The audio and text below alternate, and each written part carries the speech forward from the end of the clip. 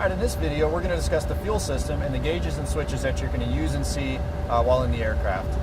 So here we're going to see our fuel quantity gauges. On the right side we have our wing tanks, on the left side we have our fuselage tanks.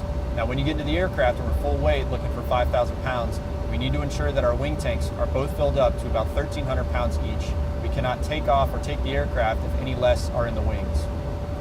But the way the fuel burns, we go from the aft cabin to the aft fuselage to the mid tanks. From the mid tanks, we go to each respective wing tanks and then to the engines. So as gas burns, we're going to see the fuselage gauge go first down to 0. And in the wing tanks, we're going to see each needle indicating each wing capacity down to 0. And normally when we're looking for 5,000 pounds of full weight of gas, we're looking for 2,400 pounds in the fuselage and 2,600 pounds in the wing tanks, giving us a total of 5,000 pounds. All right, next we're going to go to the overhead panel and looking at our fuel switches. We're going to start with our fuel transfer switches.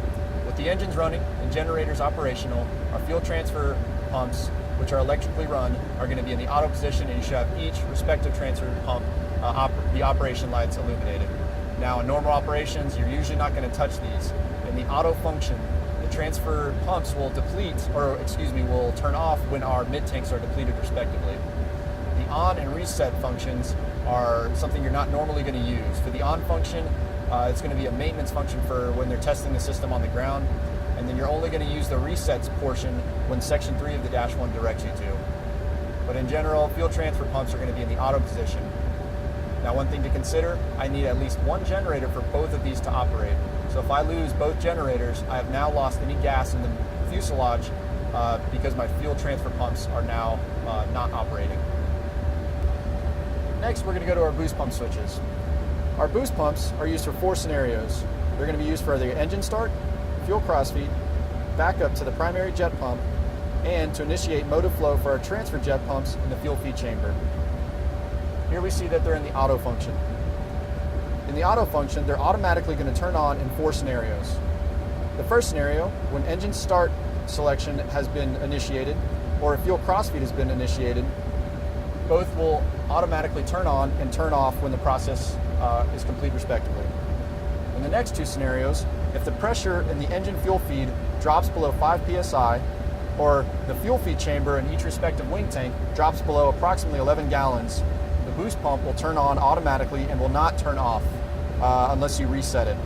For these last 2 scenarios, you're most likely going to have to jump right into section 3 of the Dash 1 and maybe directed to a land as soon as possible scenario. But if they come on for no reason at all, you definitely need to get into the checklist and figure out what the issue is. And then if the boost pumps are selected in the on position, they're just going to run automatically until you change the setting. Next, we're going to go to our jet pumps. Here we only have 2 functions, normal and off. And in the normal operation, that just means our motive flow valve is open. In the off situation, that means our motive flow valve is closed. Now, we just discussed that the boost pump comes on as a backup to the primary jet pump. So if we close our motive flow valve on the right side, we will see that the right boost pump automatically turns on, and we'll demonstrate that here. So here we have our right boost pump backing up our right jet pump. Now, if we want to reopen that right jet pump, once it senses proper pressure, all we need to do is reset our boost pump and back to auto, and our engines are running normally. Next, we're going to go to the fuel crossfeed switch and talk about this process. Now, most likely the time you would need to use fuel crossfeed is if our mid tanks or our fuselage tanks are depleted and we have an imbalance in our wing tanks. So we can see that now that our fuel transfer pumps are out because our mid tanks are depleted.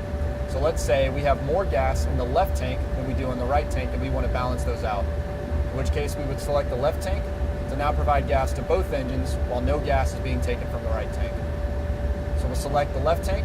We're going to expect the left boost pump light to come on, the crossfeed valve to open, so that light will illuminate, and that the right jet pump light is going to illuminate, indicating that the right jet pump motive flow valve is closing. Selecting left tank.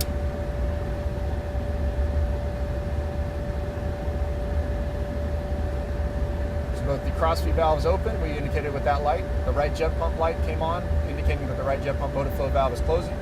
We have crossfeed operating.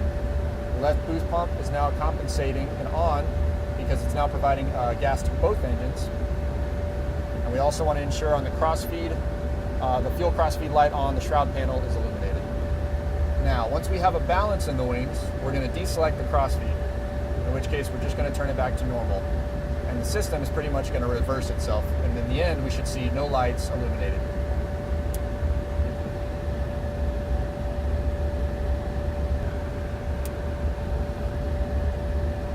So no, we are no longer crossfeeding. The crossfeed valve light illuminated, indicating that the valve is now closed. The left boost pump has turned off automatically for the crossfeed.